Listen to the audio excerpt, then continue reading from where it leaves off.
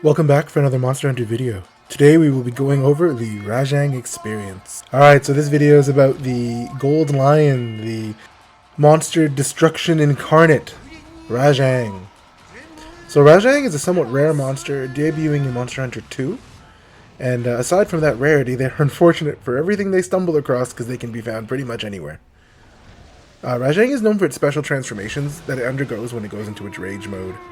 In this case, it will have its fur on its back turn golden and raised. And the further it levels up from that stage, it will actually have its arms then swell and turn red and glowing, and they'll be hardened to the point at which they will deflect attacks at that point. Rajang has no mainline game variants, however it does have a form in games where it's permanently in its own enraged mode. This is known as Furious Rajang as of Monster Hunter World Iceborne. Alright, so what do we need to know to mitigate the trauma of the Rajang experience? First thing to know, traps only work on Rajang sometimes. In other words, when he is not enraged, so when he's in his normal black-furred mode, he will dismantle your pitfall traps, much the same as Nargacuga ignores them. That'll waste your trap. So you have to use your shock traps to immobilize him. However, when he is enraged, which happens quite frequently, you can only use pitfall traps on him, because he will instead, when in a shock trap, pretend to quickly shake off the trap, and then he will pick up the shock trap, smash it in your face with contempt, like it's a horrible outcome in a quick time event where you failed to press B fast enough. Next is jumping and projectiles. Rajang will jump to attack quite often, and the outcome of being hit by these jumping attacks, even on high rank, is quite disastrous. So you do have to always be on your toes, as sometimes what appears to be a start as a jump and slap will be a jump and shoot, and vice versa. So the jumping attack that he does where he shoots is he will jump and fire a lightning ball.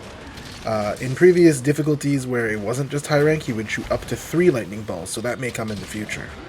So there's always a lot to watch out for. After this, of course, is Rajang's signature lightning beam. This comes out of his mouth, and it seals his position by giving it a personal Dragon Ball Z mouth beam. So dodge this and punish it, because it does take a long animation. So while you dodge the beam, as long as you don't get hit, you'll have some time to attack him without retaliation. The next up is the grab. Rajang will rush at you, and using its amazing thumbs that no other monster seems to have, it will grab you and squeeze you close to its face. At this point, if you're a returnee from Iceborne and have some furious Rajang trauma, this is where you would expect to have your face shamefully melted off at point blank with a lightning beam. But luckily for you, as of the timing of this video, this is only high rank Rajang, and does not do that. For now anyways, he'll throw you to the ground, and afterwards there will be a brief opening for you to use a wire bug recover. If you don't recover or can't recover, you will be punished with a massive damage punch, slammed right into your stunned body.